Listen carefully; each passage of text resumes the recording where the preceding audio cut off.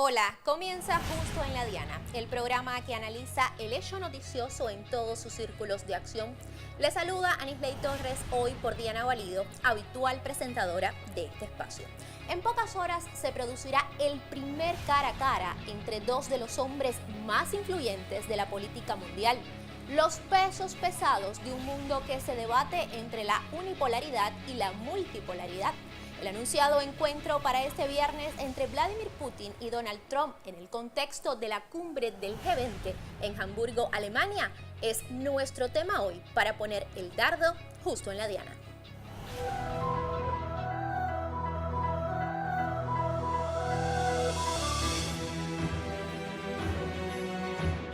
Si él dice geniales cosas acerca de mí, yo también voy a decir grandes cosas acerca de él. Rusia está lista y quiere restablecer unas relaciones plenas con Estados Unidos. Cuando él me llama brillante o como quiera llamarme, va a tener cero impacto.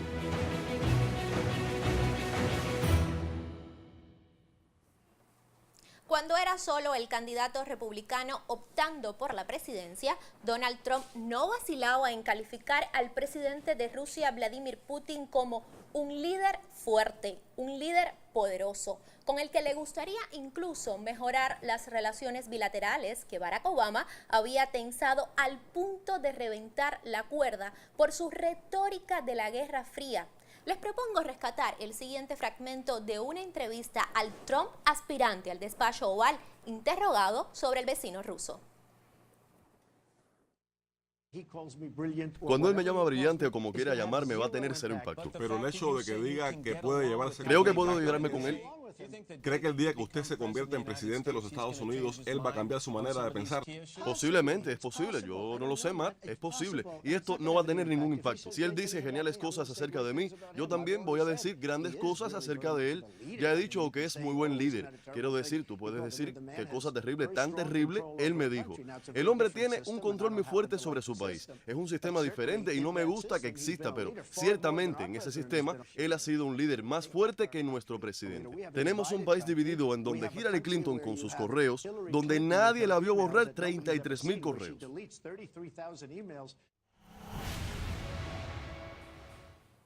Putin también mostró una postura favorable a la recomposición de los vínculos dañados durante la administración Obama y felicitó a Trump tras ganar las elecciones. Así lo expresaba entonces.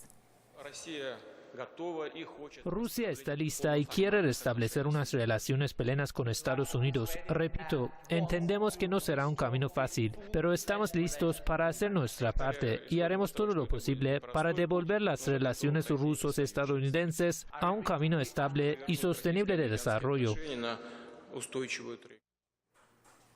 Poco después comenzaba la saga Washington-Moscú, que hoy sigue sumando capítulos dramáticos con giros inesperados y todos los ingredientes de las series modernas. ¿Ha metido Rusia las manos en las elecciones estadounidenses? ¿O ha sido el equipo de campaña del señor Trump el que hizo lobby con diplomáticos rusos para beneficiar el ascenso al poder del magnate inmobiliario? ¿Son teorías conspirativas totalmente fabricadas estas supuestas relaciones ocultas entre las dos superpotencias? Por lo pronto solo tenemos los hechos: el escándalo de los correos de Hillary Clinton, la renuncia del asesor de seguridad nacional de Trump, Michael Flynn, y el despido del director del Buró Federal de Investigaciones, James Comey, seguido de sus amenazas al ahora presidente, al que acusó de mentir. Cada uno de estos eventos ha contribuido a la especulación y a la controversia acerca de los contactos ruso-americanos. Sin embargo, tanto Trump como Putin han desmentido cada una de estas acusaciones y, contrario al clima de amistad y acercamiento que se vaticinaba antes de que la Casa Blanca cambiara de huésped, las relaciones entre Estados Unidos y Rusia han sufrido nuevos bandazos.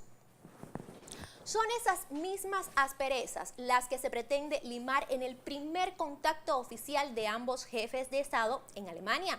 El gobierno ruso ha dicho de antemano que espera que el encuentro oficial del viernes entre el presidente ruso y su homólogo estadounidense ayude a establecer un diálogo de trabajo efectivo entre ambos países. La diplomacia de Trump, por su parte, ha expresado que el mandatario desea reunirse por primera vez en persona con Putin. Y los temas bilaterales abundan: la crisis ucraniana, la guerra en Siria, las sanciones contra Rusia y lo que ya les comentábamos, la presunta injerencia de Moscú en las elecciones presidenciales de Estados Unidos. Pero el nuevo asesor norteamericano de Seguridad Nacional, Herbert McMaster, asegura que el presidente norteamericano abogará en Hamburgo por, y así lo dijo, relación constructiva de Occidente hacia Rusia. Pero repasemos algunas de las declaraciones de parte y parte previas al esperado encuentro. We hope that this is going to be the beginning of other important areas that need to be addressed in order to strengthen our relationship. But we're at the very beginning, and I would say at this point, it's difficult to say exactly what Russia's intentions are in this relationship, and I think that's the most important part of this meeting, is to have a good exchange between President Trump and President Putin over what they both see as the nature of this relationship between our two countries. En el mundo de hoy se presta una especial atención a las relaciones entre Rusia y Estados Unidos, de las que depende la solución de muchos problemas internacionales, desde garantizar la estabilidad estratégica hasta la resolución de crisis regionales. Vemos con qué grado de preocupación observa la mayoría de los países el estado anormal actual de estas relaciones, unos lazos que son rehenes de la lucha política interna en Estados Unidos. Esperamos que el encuentro de nuestros presidentes en Hamburgo, que hemos anunciado, esclarezca las perspectivas de las relaciones ruso-estadounidenses. Pero incluso antes de producirse la reunión bilateral se da el primer mal paso por parte de Trump, quien desde Polonia acusa a Rusia de tener un comportamiento desestabilizador. Pero escuchemos cómo fue que lo dijo. Estados Unidos está comprometido a mantener la paz y la seguridad en Europa Central y del Este. Estamos trabajando con Polonia en respuesta a las acciones de Rusia y a su comportamiento desestabilizador. Vamos de inmediato al análisis. Hoy nuestro invitado es un conocedor de la política rusa, vicedirector del Centro de Investigaciones de Política Internacional, y mis saludos para Santiago Pérez. Bienvenido a este espacio. Un placer compartirlo. Hemos venido comentando sobre la evolución reciente de los vínculos entre Washington y Moscú, pero quisiera que me los definieras en el momento actual. ¿Qué es lo que hay que reconstruir? ¿Por qué y hasta dónde sería posible avanzar con tan solo este primer encuentro, que por experiencias anteriores sabemos que se trata más bien de apariencias, protocolo? Gracias, Anisley, por haberme invitado al programa y compartir con los televidentes de TV Caribe. Mira, prácticamente hay que reconstruirlo todo. Hoy la situación entre Rusia y los Estados Unidos está en una situación crítica, desde incluso la administración Obama. ¿Por qué? Porque se percibió todo el tiempo de la administración, sobre todo a raíz de la crisis ucraniana, la proyección estratégica, esto no es coyuntural, de los Estados Unidos tratar de debilitar a Rusia en su proyección de reconstituir el poder que había sido perdido durante los periodos después de la crisis, China, Rusia, etcétera. Y se gestó un nivel de polarización muy grande a raíz de la situación en Ucrania, de las sanciones, después la acción rusa a partir del 30 de septiembre de 2015, las acusaciones mutuas. Hay una campaña contra Putin en Occidente, en lo que Trump le llama el fake news, ¿no? Las noticias negativas, que realmente son contra la política de Rusia y la política de Putin. Las relaciones están muy malas. Hay un nivel de debate en Estados Unidos, fíjate. Yo creo que el propio presidente Trump y el grupo de asesores estaría en la línea de centrar el golpe estratégico más en China que en Rusia y buscando un reacomodo con Rusia. Pero mira, el Pentágono, la comunidad de inteligencia, todo el Congreso, Senado y Cámara están de una manera muy consensual contra Rusia. Y claro, Trump tiene que estar todo el tiempo dando marcha atrás. Algunas de las cuestiones que él había planteado, bueno, tú lo planteaste ahí en las elecciones, al principio incluso de su administración hizo algún que otro planteamiento, porque se dice que hay muchos vínculos y conexiones, incluso de antes, entre el grupo cercano a Trump con Rusia, cuestiones de negocios, en fin, hay ahí su historia turbulenta. Y fíjate que quitaron a Michael Flynn, también hay seria investigación andando entre los vínculos del equipo de Trump con Putin, con Rusia, y esto puede incluso costarle el impeachment. Por tanto, cualquier cosa que se haga, y claro, estamos en un periodo previo a la gran cita y evidentemente hay una tremenda expectativa mediática, etcétera. Yo creo que no va a pasar mucho, ¿no? Porque hay cuestiones estructurales, más allá de la coyuntura, hay cuestiones estructurales de divergencias entre Estados Unidos y Rusia que es muy difícil que sean saldadas. Después podemos hablar, está el tema Siria, está el tema Ucrania, Sí, claro. está el tema del escudo antimisil, está la carrera armamentista. Hay muchas cosas que no se hablan que realmente ilustran esta proyección norteamericana de tratar de evitar la emergencia de Rusia, que todos sabemos que está buscando, digamos, el espacio, que en su momento fue humillada durante la década de los 90 por las administraciones norteamericanas. Ya tú decías, es que los voceros y cancilleres de las dos potencias, así como los medios, adelantan algunos de los temas que tú mismo decías. La agenda a tratar es muy amplia, dado el caso que prácticamente todos los conflictos existentes hoy en el mundo pasan por Estados Unidos y por Rusia, por esa geopolítica que existe entre ellos. Pero ¿cuáles serían entonces las presiones, digamos, las exigencias de bando y bando en este encuentro? Bueno, mira, del lado ruso hacia el lado norteamericano, es en primer lugar que abandonen esa política de sanciones. Es un país que está sancionado, que abandone esa proyección unipolar que está acusando la administración norteamericana y que ha acusado desde siempre, ¿no? No es solamente con Trump, incluso desde el periodo de Obama. Trump está teniendo acciones agresivas frente a Corea del Norte, agresivas en Siria. Ahora el nivel de apoyo que le está dando a Polonia ante lo que Polonia percibe como una amenaza rusa, y esto es peligroso porque esto es donde hay un nivel de cercanía militar entre la OTAN y las Fuerzas Armadas rusas. Tiene que ver con la situación en Ucrania, es decir, hay un nivel de crítica muy fuerte, que dicho sea de paso no es solo Putin o no solo Lavrov, es la opinión pública rusa que tiene también un sentimiento de antinorteamericanismo importante. Yo estuve en abril allá en Moscú y realmente había un nivel de debate en la prensa acerca de que originalmente hubo expectativas por algunas cosas de show, ¿no?, que dijo Trump, y ahora estaba un poco un proceso recogiendo pita porque realmente han sido declaraciones fuertes, ¿no? Repito, no solo de Trump, del Pentágono, de la comunidad de inteligencia, del Senado, etc. Y del lado norteamericano, ellos lo que estarían buscando es que Rusia se replegara en función de sus intereses, que buscara negociaciones en Siria para salir, digamos, del gobierno de Assad, que es el aliado de Rusia en Siria, que supuestamente cumple el compromiso, los acuerdos de Minsk, que en la práctica implicaría dejar que Poroshenko y el grupo de neofascistas en el poder en Kiev hagan lo que quisieron hacer en el 2014 y 2015 con los sectores separatistas ucranianos. El tema de la desestabilización, mira, quien desestabiliza todas las elecciones en todos los países del mundo son los norteamericanos. Sí. Entonces, vaya, que si hubo 4 o 5 hackers, y qué sé yo, realmente eso es parte de una gran manipulación política que incluso va más allá de Rusia, es contra Trump. Claro. Es para deslegitimar a un presidente que llegó opuesto al establishment. A ver, yo soy muy crítico de Trump, no quiero que los televidentes piensen que estoy apoyándolo, pero realmente es parte de una gran manipulación contra Trump porque se ha opuesto a sectores importantes del establishment, de la comunidad de inteligencia. Trump dijo, recuerdo haberlo oído, ¿de qué comunidad de inteligencia, de qué profesionalismo me están hablando? Si ustedes mismos me dijeron a mí que en Irak habían armas de destrucción masiva, por eso nos lanzamos allí y finalmente no las había. Es decir, Trump a su manera, desde la derecha, ha puesto en crisis muchos elementos importantes del poder norteamericano y le están pasando la cuenta por el vínculo, puede ser de verdad, puede ser no de verdad. El guiño que le hizo desde el inicio. Claro, ¿no? Y los vínculos que tuvo el embajador Kislyak con determinados sectores de la campaña de Trump anteriormente, en fin, acciones que han cometido, muchas que no son según la ley, ¿no?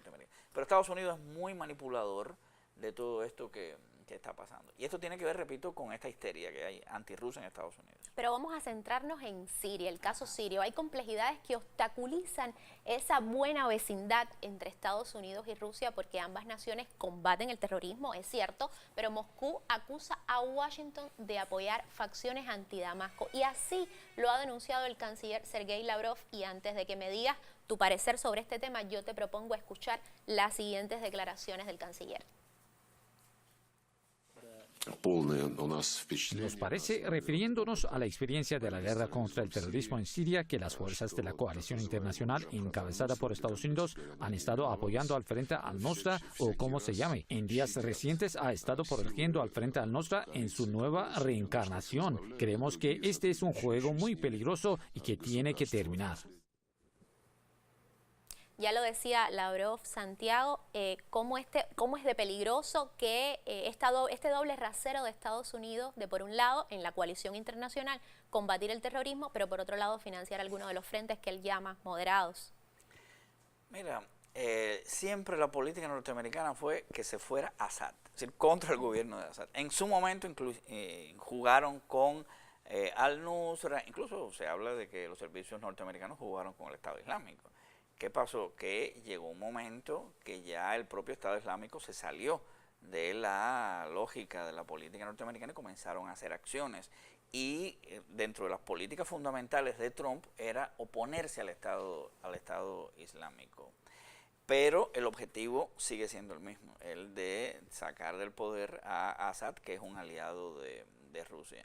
Y ahora que ya se está la ofensiva sobre Raqqa, que hay un nivel de acciones más fuertes sobre el Estado Islámico, pues Estados Unidos está apoyando a su manera, no quiere decir que sea de una manera abierta, a sectores de la oposición siria, pero sobre todo incluso a al-Nusra, que es considerado por todo el mundo una organización terrorista.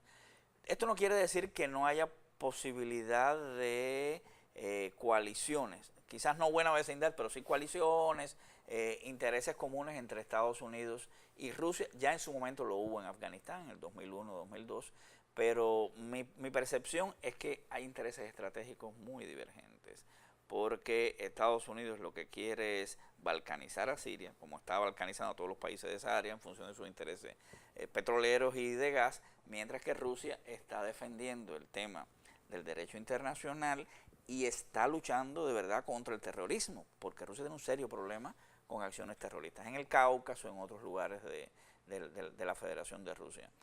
Habría que ver cómo va a evolucionar esta situación, pero evidentemente el nivel de incursiones militares que están teniendo los norteamericanos en Siria, a diferencia del tiempo de Obama, puede augurar incluso incidentes. Recuerda cuando acaban de tumbar la coalición norteamericana un avión de la Fuerza Aérea Siria, que es aliada de Rusia. Están ahí las fuerzas armadas de ambos países y las aviaciones muy cercanas. Es decir, cualquier cosa puede suceder en Siria. Y se puede complejizar el escenario. Pero te propongo, Santiago, una pausa porque tenemos también contacto con el corresponsal de prensa latina en Moscú, Antonio Rondón, y para que nos cuente las recientes posiciones del Kremlin hacia Washington desde su perspectiva. Saludos desde La Habana, Antonio. Le escucho. Sí, efectivamente. Las relaciones entre Rusia y Estados Unidos han evolucionado desde que Trump llegó a la administración presidencial a la Casa Blanca en Estados Unidos. El tema de Rusia fue un tema de seguimiento, de debate, política interna en Estados Unidos, y por ello Rusia ha seguido de cerca lo que ha ocurrido allí y bueno, son dos potencias mundiales, por supuesto, que esta relación era muy importante, sobre todo porque la administración de Obama llevó esas relaciones a un estado crítico, el peor desde la Guerra Fría, y por lo tanto había expectativas con el tema de Trump. Yo diría que también ha evolucionado la posición rusa, puesto que Trump ha ido enseñando, digamos así, las verdaderas intenciones que tiene con este gigante euroasiático. Y por supuesto que hay una intención, sobre todo en la parte rusa, de mejorar, aunque sea un poco, estos nexos bilaterales que, como decíamos, están en el peor tiempo, en el peor periodo que ha vivido estas relaciones. Pero hay muchas cosas en juego. Tenemos, por ejemplo, a Estados Unidos invitado a las conversaciones en Astana, donde se está fraguando un proceso político para dar una solución pacífica a Siria, y sin embargo Estados Unidos está actuando a espaldas de la ONU en Siria, lo cual es un tema que por supuesto será tenido en cuenta a la hora de tratar cómo evolucionar estas relaciones entre ambos países. Y por ahí hay muchas cosas en el tablero en las que habrá que prestar atención en los próximos días incluso, para ver qué futuro puede tener estas relaciones entre Rusia y Estados Unidos. Sigo contigo, Antonio, porque como antesala del encuentro con Trump, Putin recibió a su par chino Xi Jinping. ¿Qué lectura dar entonces a esta reunión? ¿Acaso consensuar posiciones comunes para enfrentar en el G20 a Estados Unidos y a Europa? ¿O será que se trata otro posible tema, Corea del Norte? Sí, el tema de la diferenda alrededor del programa nuclear de Pyongyang efectivamente preocupa a estos tres países, digamos así.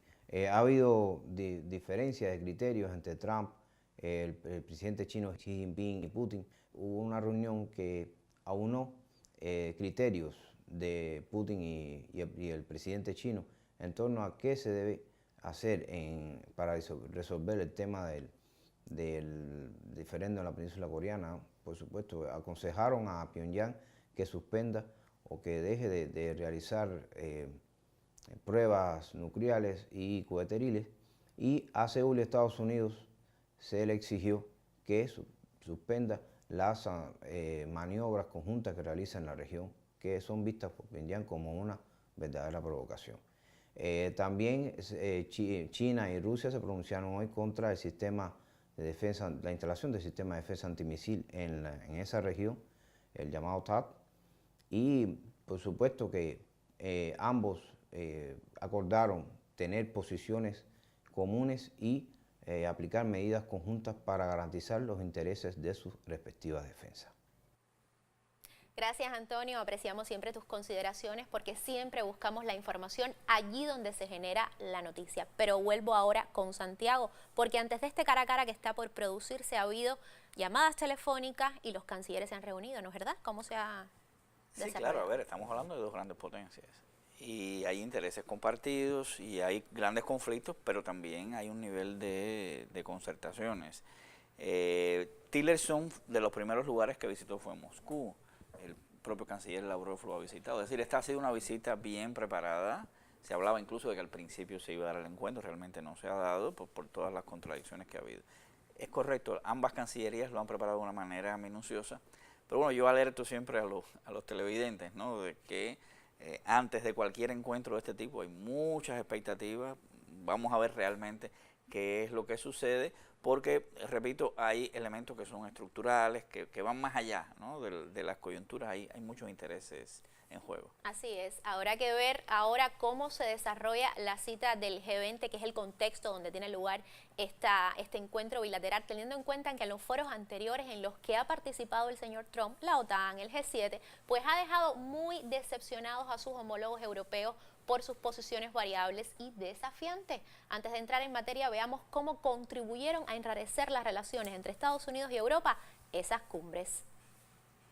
El multilateralismo y la búsqueda de acuerdos no es el hábitat natural del presidente estadounidense Donald Trump.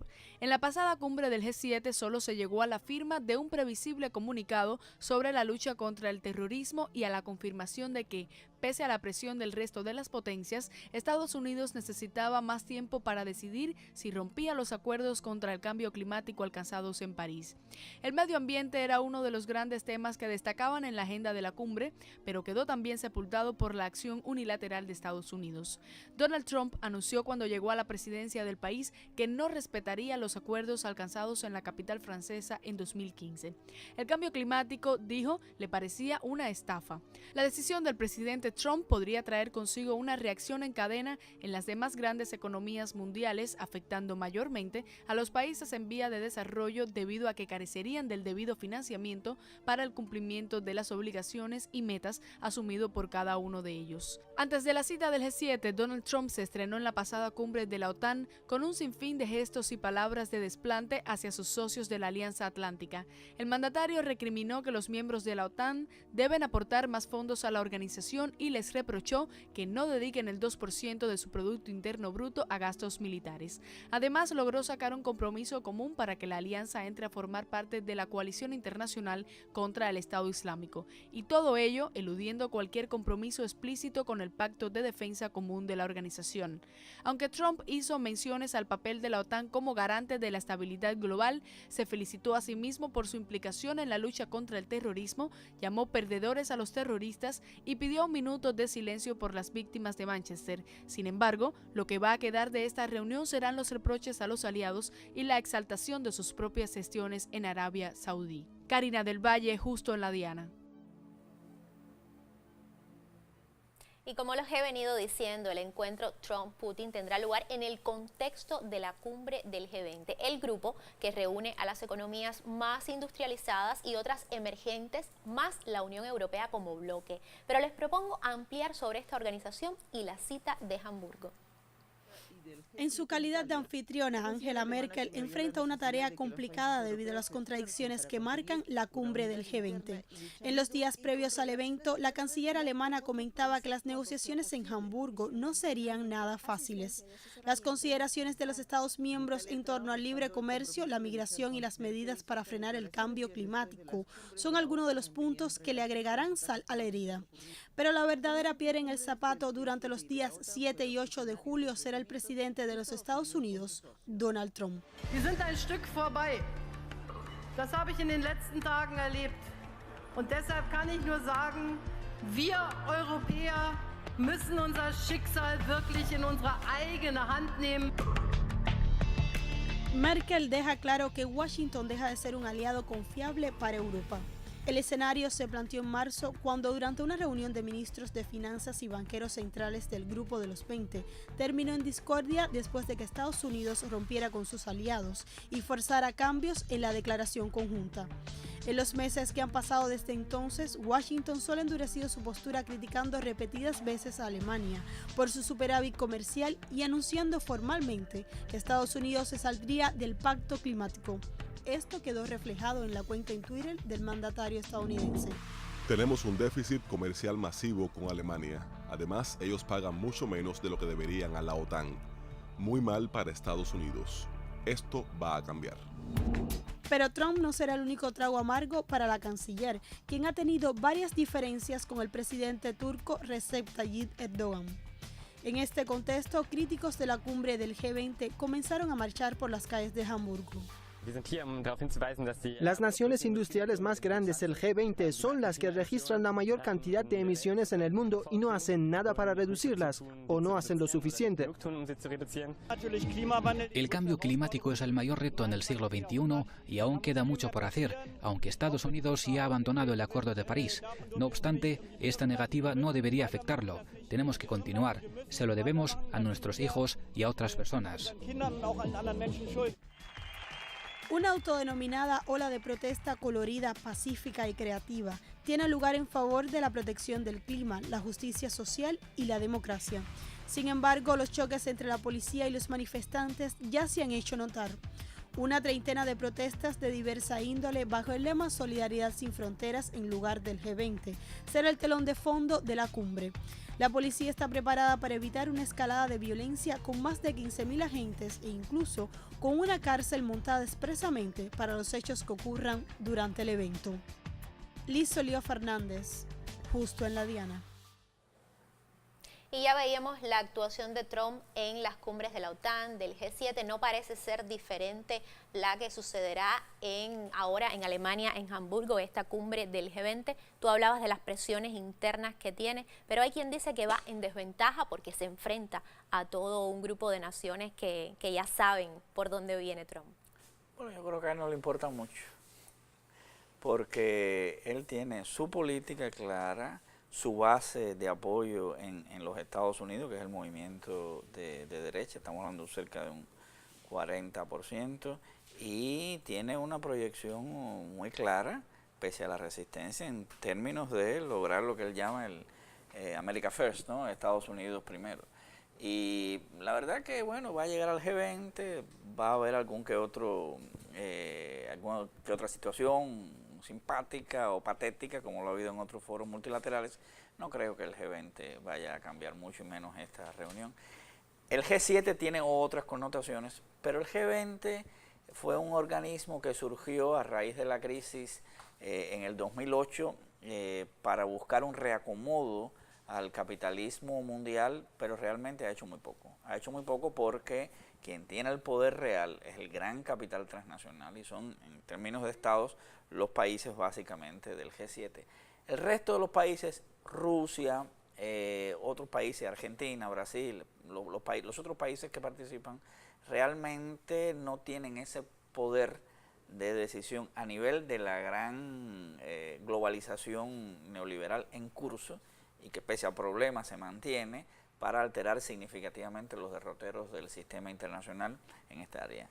Pero yo sí creo que es un espacio donde, una vez más, Trump va a demostrar sus animaladas desde el punto de vista diplomático, sus desplantes, pero estamos en presencia de una administración con una visión clara de lo que quiere. Está dando, por supuesto, cambia mucho porque tiene un nivel de resistencia muy grande al interior de los Estados Unidos, pero en lo que tiene que ver con la proyección hacia los aliados, que es posiciones más duras. Fíjate que están obligando a los países de la OTAN a que pongan más dinero, y estos, pese a que protestan o no, están empezando a pagar al presupuesto de la OTAN.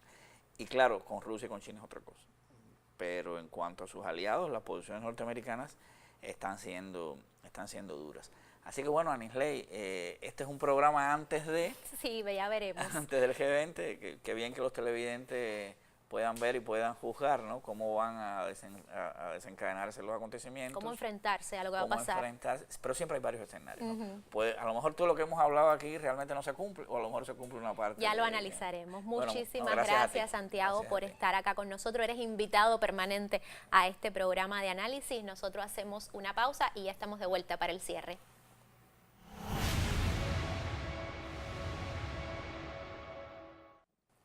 Nada, absolutamente nada pasará desapercibido en la cumbre bilateral que involucra a estos dos personajes que se ubican a ambos extremos de la polarización política mundial. Todo gesto, toda mirada, todo guiño o desplante servirá a los medios y analistas para tomarle el pulso y evaluar el encuentro. Los dos se presentan al mundo habitualmente como hombres fuertes, con presencia intimidante propia de las naciones que lideran. Lo decía al inicio y lo reitero ahora. Este tipo de reunión suele acarrear mucho más ruido que resultados, pero cuenta para el futuro de las relaciones ruso-americanas y sobre todo para el curso de los conflictos en los que ambas potencias están involucradas. El próximo jueves analizaremos otro hecho noticioso en todos sus círculos de acción. Al final usted tendrá todos los elementos que necesita para poner el dardo justo en la diana.